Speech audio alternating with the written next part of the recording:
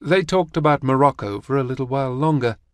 Then Lennox took advantage of the lightness of their conversation to slide in a dangerous question. "Is everything all right these days, Thomas?" he said nonchalantly. It went against every instinct in Lennox to put such a question to his friend, but Lady Jane had been worried about Toto.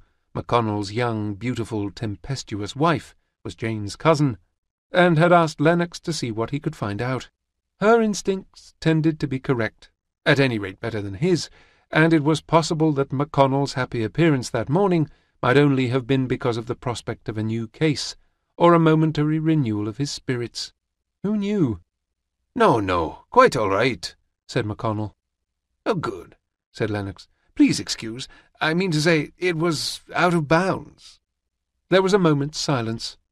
McConnell's open, friendly face was downcast now. "To be honest, actually, Toto and I have been rowing a bit.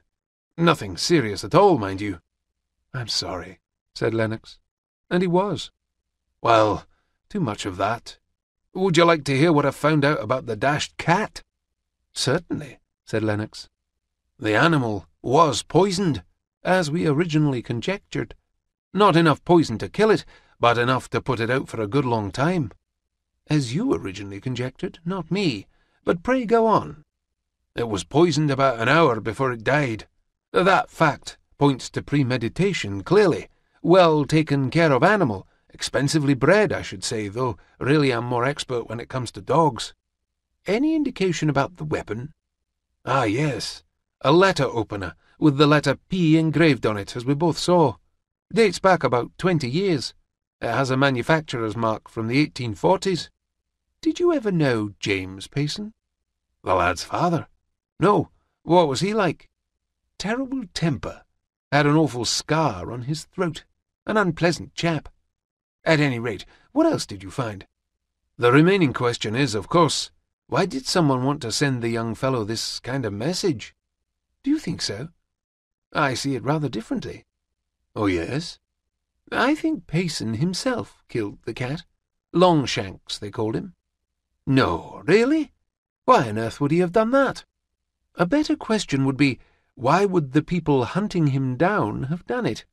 It immediately makes his disappearance suspect, doesn't it? I think if I kidnapped somebody, I would want to make everything he left behind seem as normal as possible." "Something in that." "And then consider that there was that cryptic note underneath the cat. Maybe he felt he couldn't leave a note in plain sight, so he had to kill the cat to conceal it. Difficult to focus on finding a letter when there's a dead cat in the middle of the floor." McConnell laughed wryly. "Yes, I grant you that. But why not write a more explicit note?" "Perhaps he felt that even with the dead cat there, he couldn't risk it. Did he know Bill Dabney was in danger? Perhaps. Or perhaps he feared for his mother's safety, Stamp's safety, any of a dozen reasons." McConnell frowned. "But here's my trump card, Lennox. The cat had been fed poison an hour before it died. If Payson were in a rush, he couldn't have afforded an hour. I would make the same argument about our criminal, or criminals. They would be less inclined to linger in their victim's room than anybody, wouldn't they? In a college, with round-the-clock security, where anybody unusual would instantly stand out. As for Payson, I should say that he saw the danger coming early. That would explain his detached and anxious behaviour with his mother, with whom he was usually on such good terms. Or alternately, perhaps he found the cat poisoned and decided to put it to use, the poor thing." "What on earth do you think it means?" "There you take me into deeper waters.